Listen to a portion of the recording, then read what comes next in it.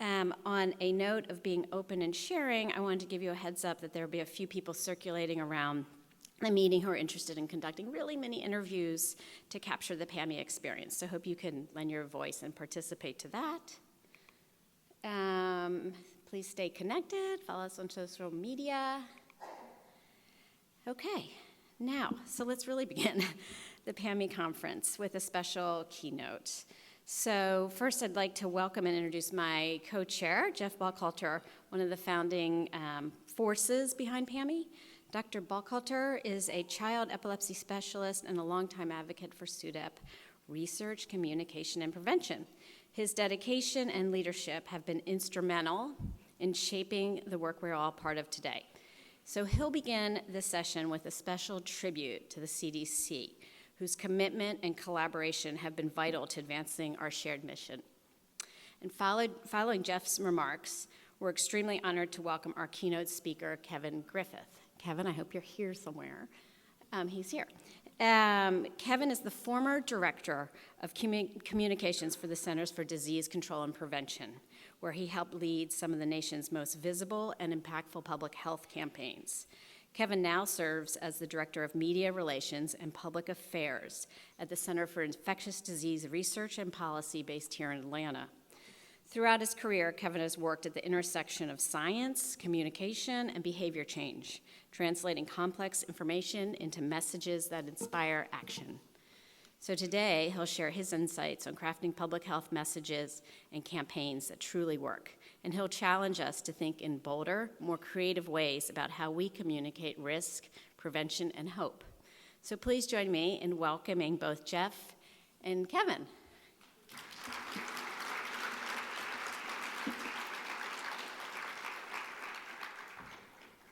Gosh, Jeff. Well, I still can. I usually wait a few minutes before going off script, but not today. Just to follow up on one of the things that Gardner said, when you look at your program book, you see the word plenary. Formal definition of plenary is meeting all together. And I think that show of hands from the different stakeholders at the meeting really demonstrates that this is truly plenary. I'd like to encourage everyone to sort of step out of their stakeholder spaces, clinicians, scientists, advocacy, bereaved, and talk to each other. Some of the most meaningful interactions at PAME are at the poster session, which everyone stay around for. It's sort of the last thing, and where people living with epilepsy, the bereaved, get to talk to the basic scientists who are really going to change this field. So please take advantage of that. Okay, well, this is a bit of an unusual start, but this is a tribute to the CDC and the CDC Epilepsy Program. Whenever you talk about something, you learn, and I learned a great number of things, one of which is where the epilepsy program fell within the CDC's hierarchy. So this is where it is, under the Division of Population Health. Now, when you do a tribute, you say thank you, and it's a heartfelt thank you to the people that you see on this slide, public servants, public health servants, and there's a note at the bottom right, all previous CDC epilepsy program staff. It was amazingly difficult to find out who worked in the epilepsy program at the CDC. I probably spent 90% of my hours finding out who was in this program.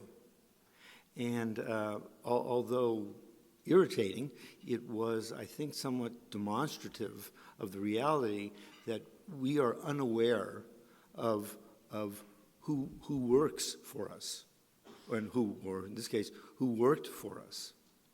And I think, and that's probably not the last political thing I'll say, but in order to have an epilepsy program or any other program at the CDC, we need population support. It's something that's decided really at the ballot box. And if we want these incredibly important programs to exist, we have to be forthright in advocating for them. So, what is the mission of the CDC Epilepsy Program? That's sort of where everything starts. So I did what everyone in this room would do. I went to the interweb, as my wife would call it, and say, what's the mission? So you go to the CDC website and look for search results, and you type in epilepsy program. Straightforward. Get epilepsy, information on epilepsy and CDC epilepsy program activities. The resource you are looking for has been removed, had its name changed, or is temporarily unavailable. The only thing that's positive about that last sentence maybe is the word temporarily. But it is a tragedy that the program has been, in essence, eliminated. And it's always, you don't know what you have until it's gone. This is one of those things. The epilepsy program has been in existence since I've been in epilepsy and a major resource. Many of us in the neurology community really heard about it from a trade magazine. You can read it there. This is from June. This all evolved in the spring, and was sort of had the effect of a tsunami for many of us in the world of epilepsy. Whenever you want to give a summary of something, it's a lot of work unless someone has already done it for you. And Dr. Tien did that for us with this paper that appeared relatively recently, CDC-supported epilepsy surveillance and epidemiologic studies, a review of progress since 1994.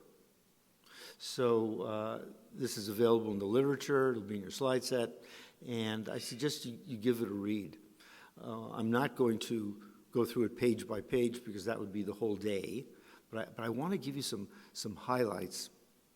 So first of all, this was done, literature research and surveillance done alone or with partners. The CDC Epilepsy Program is famous for partnering with others. The Epilepsy Foundation, a major partner, American Epilepsy Society, and others. And so it's truly working with the community. I found the statement of purpose on the AES website, established in 1994 to improve the lives of people with epilepsy in the United States. And I want to just emphasize, this is a public health organization. So that's where the emphasis was, in public health. And then the list of major activities, which I will not read to you, but let your eyes kind of wander over, because these are important milestones in the world of epilepsy as to how we practice. The first Living Well conference, second Living Well conference, the whole idea of how you live with epilepsy and manage it. And again, done in collaboration with agencies in the community. The Institute of Medicine paper, which really set the standards for what we expect the next decade, 2 decades of epilepsy practice and research should be. 2014, expanding sudden unexpected infant death surveillance to sudden death in the young. Huge in this country. CDC Epilepsy Program. And then I added, it wasn't in the paper, a more recent effort, improving epilepsy education, systems of care, and health outcomes through national and community partnerships. That's what we lost when the CDC Epilepsy Program was eliminated. The manuscript identified 76 papers from the program, and they were organized according to the Institute of Medicine's report. The country said we should do this, and so this is what we did. And it's really beautifully put together by Dr. Tian. And again, I'm not going to read it, but I would like you to read it to see all of the topics that are essential for research and care in the world of epilepsy. Beginning with what you call something and validating definitions so that you can do real ascertainment, going on to comorbidities, socioeconomic impacts, and of course, I bolded mortality. This is, again, not something intended for you to read, but this was a table. I can't even read it. This was a table from the paper which is focused on the mortality publications. And you don't have to read it to see that there's a lot. And so what we know about premature mortality in epilepsy in the United States is really from these papers. That's how we know what we know. And that's what's the basis of requesting research funding, advocacy. This is where it comes from. These are additional papers that are more recent. And I'm not going to read this slide because I'm going to read this slide. And these are just two more, and then I'll end. This is from 2015. Dr. Tian was the lead author. Cause-specific mortality among children and young adults with epilepsy. Results from the U.S. National Child Death Review Case Reporting System. As a pediatric neurologist, as an experienced pediatric neurologist, I'm aware that sometimes children sort of get the short end of the stick in terms of resources. The CDC really made up for that gap in a lot of different ways with a couple of programs, and I think this was one that was highlighted. They used data from the National Child Death Review Case Reporting System, a lot of data. Who was involved? People from 28 days of age to 24 years in the years that you see. It involved 32 states. And, in the United States, to get more than one state to do anything is a big deal. So 32 states was really quite an accomplishment. This is passive voluntary data, meaning that it wasn't mandated, so it depended on state public health agencies to enter it. There were a lot of fields, a lot of data elements. And I listed the ones that were included and most relevant for us: death scene investigations, reports from coroners, medical examiners, police departments, medical records, and death certificates. And then they do the excellent epidemiology statistics that's characterized the program from the beginning. And it compared results from people with and without epilepsy. Of the almost 50,000 deaths, 551 were people with epilepsy. And what were the findings? The official cause of death and death certificates, and this is another conversation which we'll talk about today, a higher percentage of natural deaths, meaning from natural causes, and a lower cause of death in the epilepsy group from accidents, homicides, and things that we didn't know about. This relates to what's on the death certificate. Another thing that's on the death certificate is potentially underlying causes, and this is where I think it's most relevant for us. There's a higher percentage in the epilepsy population due to drowning, pneumonia, congenital anomalies, lower due to asphyxia, weapons use and unknown. What's the public health implication? Pneumonia and drowning are preventable in theory. So these are things that we can act upon. And I put in especially for immunizations for pneumonia for reasons well known to this crowd. The next paper recently was healthcare disparities among people living with epilepsy. And again, national data, national vital statistics, system multiple causes of death, 50 states used ICD-10 codes, kept track of sex, race, religion, region, and what did they find? Go right to the bottom line here. Mortality due to epilepsy was higher in older folks, males, non-Hispanic blacks, non-Hispanic American Indian Alaskans in certain parts of the country. Again, this points to where we can intervene and who isn't getting care. And this is just a graph to show you the data, how the ascertainment and deaths of epilepsy have increased in time. Now, you saw Dr. Chen's name throughout these publications, and when we were discussing what the CDC does, this is the drawing he gave me. This is the basketball player in the center representing the epilepsy program, and you can see what it does with epidemiology, surveillance, management, education, talk about things like CURE, the Epilepsy Foundation, AES, how it interacted with the Institute of Medicine, and the part that I liked most about it was its positivity. We're about to see a slam dunk, and that's sort of the goal of what the program has meant to our community. We, all of us, are very pleased to award Dr. Chen as representative of all the people that you saw on that thank you slide, the PAME Partners Award for exceptional leadership in advancing efforts to prevent epilepsy mortality. It's an award that was a long time coming and recognition really to the epilepsy program.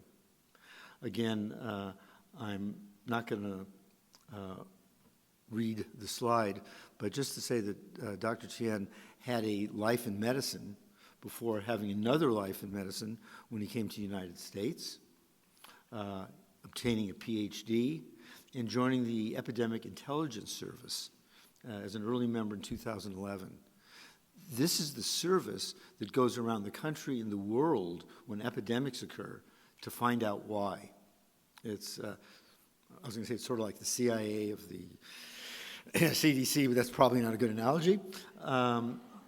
Really important, and that, of course, has been eliminated as well. Not everybody knows it, but Dr. Chen gave up a promising career as a professional basketball player to serve medicine, epilepsy, and the United States via the CDC Epilepsy Program. So with that, I'd like to ask Dr. Chen to come up and receive the award on behalf of the program.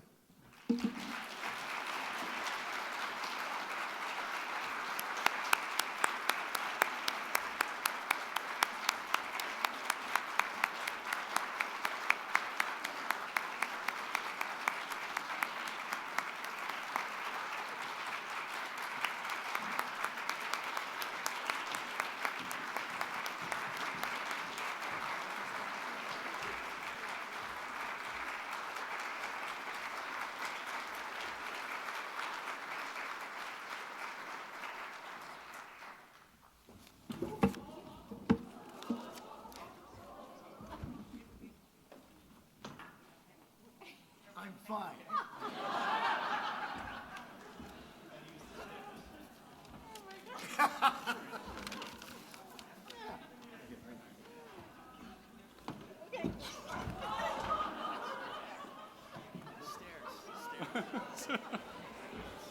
This is all planned.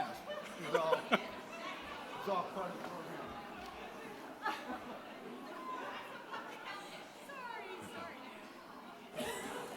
Thank you, PAME, especially the leaders, organizer, and staff who make this conference possible for this deeply meaningful honor.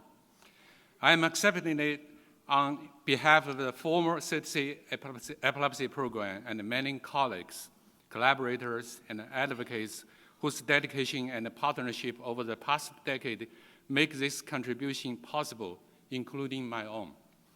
Since joining CDC Epilepsy Program in 2013, I have devoted my career to epilepsy, especially understanding and preventing epilepsy-related mortality.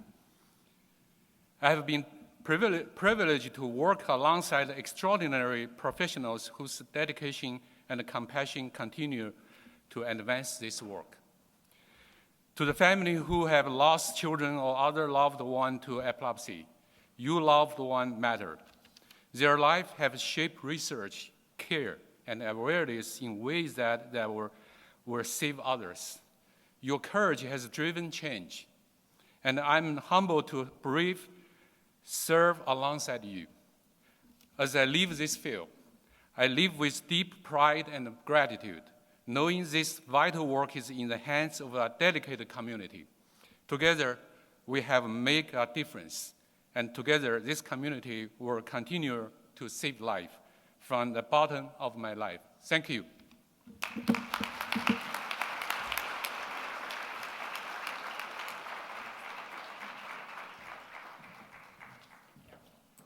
All right, thank you, Nu and Jeff.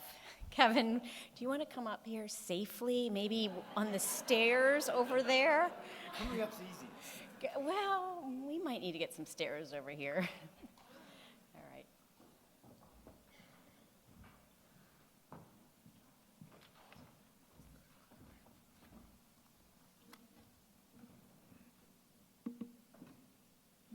Okay, great. Thank you to Jeffrey Gardner for your stunt work. I think it really helped liven things up. As they mentioned, I was at CDC until the spring, so I do want to be clear that I left before much of CDC became renamed or temporarily unavailable. And I left because a lot of CDC was becoming temporarily unavailable, and I anticipated that would happen with more. I'm going to talk a little bit today about some of the fundamentals of getting your message out and your story heard. That will include really setting and understanding your goals for a public health campaign, knowing your audience, meaning who you're trying to reach, and knowing your resources and assets, meaning what you have ultimately to work with. In each instance, it's vital to be honest with yourself and really to interrogate those answers. But before we get into that, if you're going to build a public health campaign that works, whether you're trying to raise awareness or raise funding, or simply trying to shape public policy, it's vital to first understand how the information ecosystem is changing. And obviously, it's been changing a lot. I think people understand that and live that every day. It has implications for our approach and also budgets. And I do, before we get into that, I want to just mention a quick word about a few different terms I'll use just so people are familiar with them. I think a lot of people are. Owned media, paid media, and earned media. Owned media and paid media are exactly kind of what they sound like. Owned media are essentially the channels that you curate, that you actually control, so your social media channels, your website, et cetera. And then paid, of course, is paid advertising, paid marketing, so commercials, paid digital advertising, that sort of thing. And then earned really is publicity you're getting from outside organizations, from news outlets, so reporters you might be working with to get a story about a given issue. I think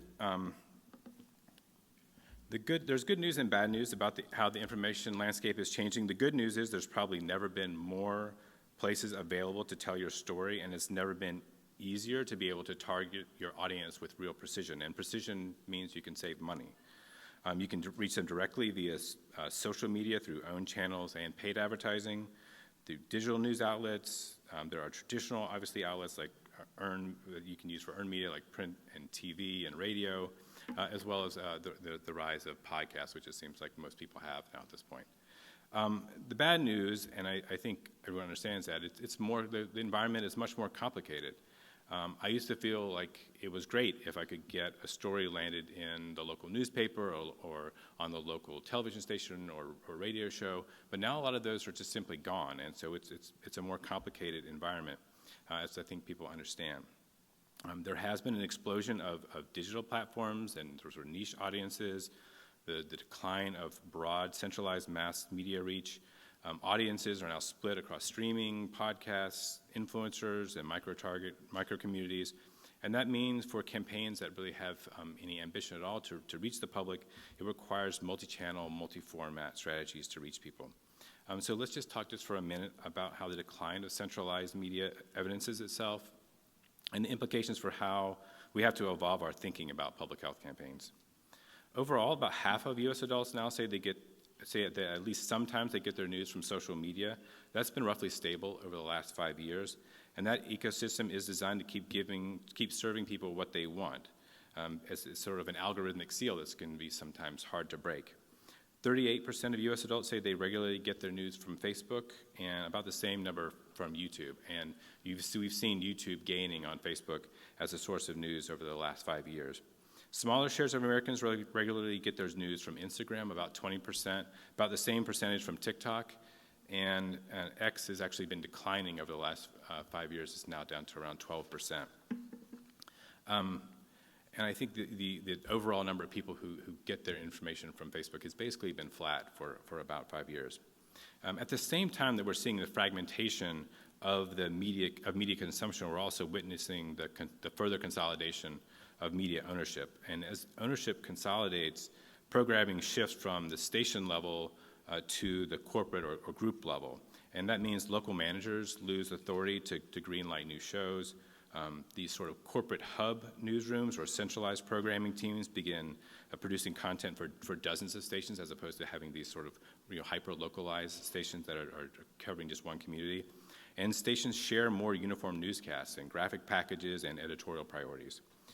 As the result of all this is that local isn't as local anymore, and it can make it harder to get coverage of your story in your community. Stations originate fewer unique programs, especially outside core newscasts. The one benefit is if you can actually get your story told in a local news outlet, oftentimes that means it will be broadcast in multiple different regions in potentially even multiple states. As tough as that kind of sounds, I think the rise of podcasts actually does provide a relatively new and growing means to reach an audience. And I think, especially for public health in places where you're really telling a story and you're looking for venues to be able to go into some depth and really get at the sort of humanity of a story, podcasts are sort of perfectly built for that. About 158 million people, essentially 55% of the folks in America who are over the age of 12 listen to podcasts monthly, and they do it a lot. According to one report, about 34% of Americans listen to about 8.3 episodes per week, and 83% spend over 9 hours per week listening to podcasts. And because there is this, there's a huge diversity of episodes and different platforms for you to be able to get onto in the podcast world, and the barrier to entry is a little bit easier. So I think finding those places where you can tell your story in that particular format is particularly valuable. We are seeing some of the same sort of issues that we see with social media, which is that the sort of algorithm shrinks the sort of recommended content for people, and so it can make it harder to actually get new information. So in terms of what that means in the podcast world for the kind of strategic takeaways that we would have about storytelling, it's really important to prioritize quality storytelling because listeners spend real time, so you can go deeper than you would in sort of short form in social media or even television or newspapers. And because there's a flexible sort of narrative-driven format, these podcasts are particularly good at and well-suited for explaining complex scientific ideas in an accessible way, and they can bridge scientific messages with lived experiences and help make the content more resonant for everyday people. Just a quick word about this sort of decline we've seen in print journalism. At the same time we've seen the rise of digital platforms and podcasts, you're seeing the decline of newspapers. Over the last 2 decades, about 40% of all local newspapers have vanished, leaving about 50 million Americans with limited or no access to reliable local news. And that's not slowing down. There's about 130 newspapers that have gone under over the last year alone. And we're not seeing like there being a sort of one-for-one trade-off between the decline of newspapers and the rise of digital platforms. People are leaving newspapers and they're just going to other industries. less than 25 years ago, the United States had about 40 journalists per 100,000 residents on average. Today, that number is about 8.2. So it's a real significant decline. And I used to have this sort of recurring nightmare that, we would have a story and we would be calling a newsroom and the phone would be ringing and there would be no one there to actually answer the phone. I don't have that nightmare anymore because I know now AI is going to answer the phone. Unclear if AI will cover the story. And of course, I think people know this and they see this in their daily lives. Americans consume content now in seconds-long bursts on mobile devices. It's just harder to get people's attention now, and they're paying attention for shorter amounts of time. That means that the amount of time you have to interact with people is just much, much smaller. And so you have to think about that in terms of if you are creating content, how do you create content that engages with people right away? I think the messages have to be simple, visual, and immediate to try to break through if that's the medium you're working in. We redesigned CDC.gov a couple of years ago, and we paid so much attention to really simplifying the look and designing the content with this sort of reality in mind, knowing that we had seconds only to be able to engage people who were coming to the site and help them find what they wanted to find. We actually wound up getting rid of about 60% of the content on the old site because it had become sort of a storing facility for information. It was like a overflowing garage that people had put their old papers and things that they weren't quite sure what to do with. And so it was just making it harder and harder for people to find what they wanted when they came to CDC.gov. It's now harder to find things at CDC.gov, but for different reasons.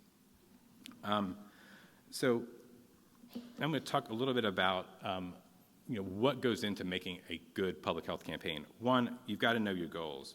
So now you understand a little bit about how the ecosystem is changing. I'm going to run through just a couple of stories, but first a couple just high-level principles. What is your goal here? Are you educating, trying to raise awareness? Are you trying to change behavior or impact policy? How many people ultimately do you want to reach? We've got to try to figure out how to right size, especially in a time of constraint. Everyone has constrained budgets. How to right size your approach, and do your resources and your budget really align with your audience size?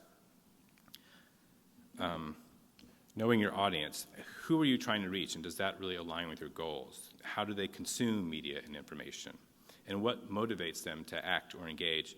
During the H5N1 outbreak, where you had, we were seeing H5N1 being transmitted on dairy farms around the country.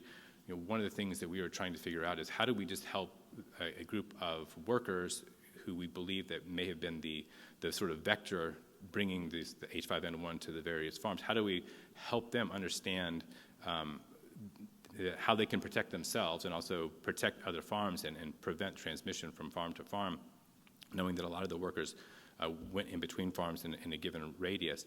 And so I think a lot of times as a communications person, you're oftentimes tempted to take kind of a maximalist approach and want to get your story out there to everybody. And when we were thinking about how we wanted to actually reach people, we really were, we tried to boil down to like, what is it, where is it that our audience is? Who are they specifically, and what do we need to try to reach them? So we really took a very targeted approach and did a little bit of market research, realized that the folks who were on these farms are primarily Spanish-speaking. They were listening a lot more than we anticipated to satellite radio, so we did a big push on social media and satellite radio to get more programming in there, more PSAs, more paid advertising, focusing on how these folks could protect themselves from avian flu. And then finally, just knowing your strengths and resources. So what is your budget, and does it match your goals? Who are your spokespeople, and what are their strengths and weaknesses? And how well do your resources support your plan to reach your audience? And are there compelling stories to tell? And I want to give a couple quick examples here, and then we can open it up. But we had a group within CDC. CDC for a long time, every sort of individual program were sort of doing their own thing. They had oftentimes their own paid media campaigns, their own paid media budgets, and they would sort of work on them independently and do their own thing. And when I came to CDC in 2022, I tried to bring a little more rigor to that process and encourage people to bring those ideas to my team so we could take a look and just be sure that whatever they were planning was actually the right size for, what their goals were. And so we had one of the cancer teams came in, and they had a $2 million budget, which is not an insignificant budget. But we asked them about, all right, well, who is your audience, and which cancer specifically are you focused on, which markets? And the answers were, it's all cancers. We are thinking about a national audience, and so, my first thought was we should take the $2 million and we should put that in a wheelbarrow. We should take the wheelbarrow out and put it in the parking lot, pour lighter fluid on it, and burn it, because that's about as much good as you're going to do there with $2 million for a campaign that's trying to reach everybody across the United States for all cancers. It's too diffuse, and it's not going to ultimately work. It's not going to have any impact. So go back to the drawing board. Let's figure out a much more focused plan, and that chooses a specific cancer, specific markets that you want to work on, and a specific population. And that's ultimately what they did. They came back. They chose which specific cancer they wanted to work on. They chose a specific population, and they chose 4 markets around the country. And there they could actually make, with $2 million, a really significant impact working with a partner who was also invested in their success. So it's important to bring rigor and ask yourself important questions about exactly what are you trying to accomplish here, and how do we want to accomplish it, because otherwise you risk wasting your resources. The second effort I want to talk about is a 2023 campaign which the CDC wanted to announce a set of 7 components designed to help hospitals develop and improve their sepsis programs. Sepsis is obviously a big problem in hospitals, the 3rd most common cause of death within their walls. But launching a framework, essentially a guide to help hospitals improve early recognition and management of sepsis, is not exactly on par with the moon landings, not super sexy. So we started looking at our assets, which in terms of money we could put towards paid media was essentially zero. And that meant we needed to leverage our owned assets. So that meant programming that we could provide for sepsis-related content on all of our channels, our social media, our website. And we also needed to use our partners. So who else had a vested interest in the success of this program? Groups like the American Hospital Association, for instance. Obviously, they cared a lot about this, and these core elements were important to get out to their members. So that meant we needed to coordinate with them to get their message out through their channels as well. So it was a process not only of making sure that we knew what we were doing, how we executed, but also then working with our partners to try to amplify our voices and find sort of common cause with people who had similar priorities. And finally, we needed to find stories, because we don't have the money.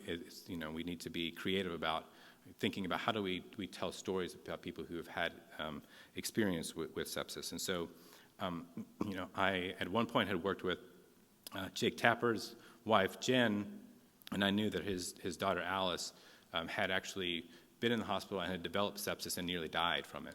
And so, through that connection, reached out to Jen and said that, hey, we're doing this thing. We're going to try to improve how people recognize sepsis in the hospitals, and I know this is important to you. Would you guys be interested in being a part of it? And from that, Alice wound up being our spokesperson for the launch of the program. And having, Jake Tapper's daughter and his wife there helped bring reporters in. And so we wound up getting more coverage for it and making a bigger splash and having more reach and impact because of just thinking creatively about, all right, what are our assets here? How do we use that? How do we leverage that to be able to create an impact, to make an impact? And so I think oftentimes this sort of resource constraints can be the mother of invention. And I would encourage people when they're thinking about their own programs, especially if they don't have, limitless funding, where are your relationships, whether they're with paid, whether they're with media, whether they're with partners, and how can you take the stories that from your members, from the people who are impacted by epilepsy, how do you take that and actually get those stories out there and leverage that for attention and for impact for your cause? So with that, I'm happy to take questions.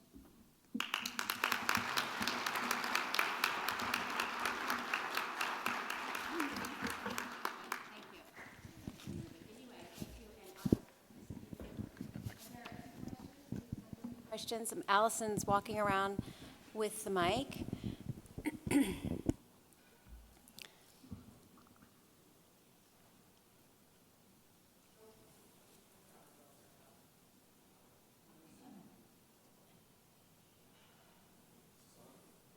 I can hear you. Oh, yeah. Okay, There you go. great. So thank you so much for the awesome talk. My question is there a way that we can be better reaching urban or rural populations? I think that if you were to look at the research-intensive institutions that we represent, we heavily overlap the sort of urban archipelago of largely people that we already have convinced. How do we reach rural populations, which seems to be an existential threat in terms of our ability to convince hearts and minds about the importance of biomedical research? I mean, one of those possibilities would be working through entities like NACCHO or ASTO, some of the large public health entities like that, that have reached into local communities. One of the things that we're doing today, actually, there's a advisory committee on immunization practices meeting today in Atlanta, and they're going to be working on, they're taking a vote on the hepatitis B vaccine for the birth dose today. And we reached out to Sciline, which is a program run through AAAS, and they work with television stations, radio stations, newspapers all across the country, but the idea being trying to reach out to local media outlets to talk to them about science-related issues. And so we reached out to them, and they've organized a media availability where we're going to, with the group that I'm working with right now, we're going to talk about the research that we've done, the review we've done of the most recent evidence on the birth dose, with all of these reports, and help them understand, the sort of scientific and public health issues that are at stake. And so I think, going through the large public health organizations, trying to find, potential initiatives and everything that you can take part in would be one way, and also looking at some of the more sort of non-traditional formats, non-traditional vehicles like Sciline, that are now available.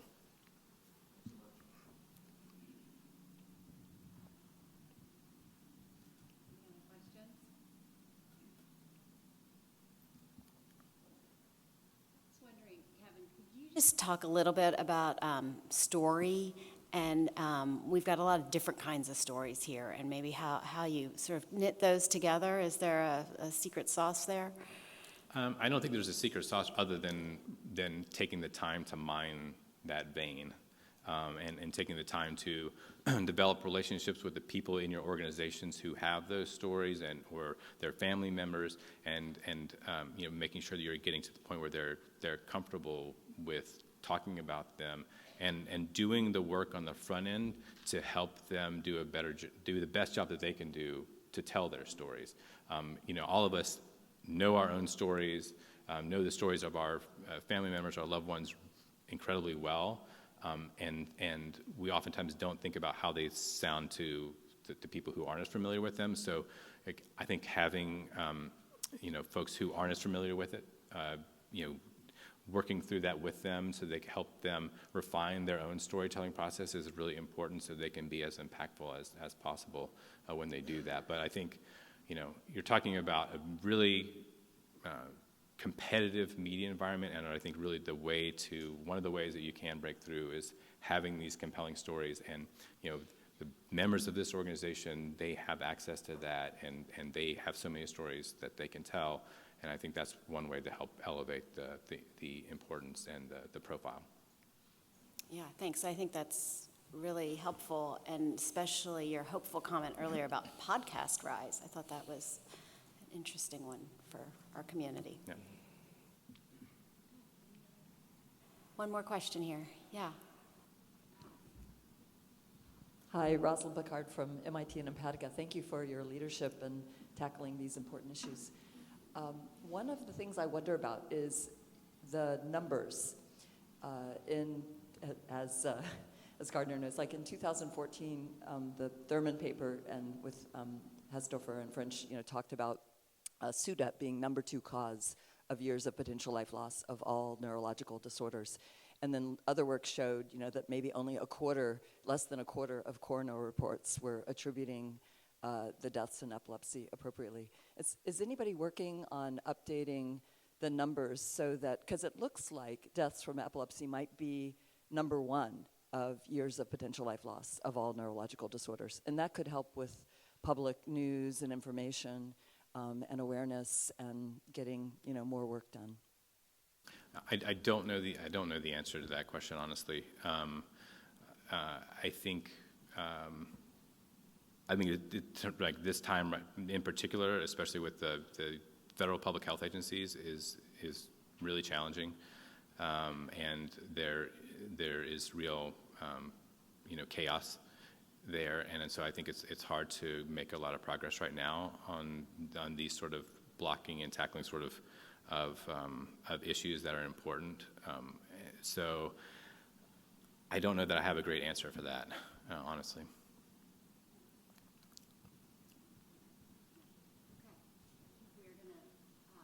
Wrap it up.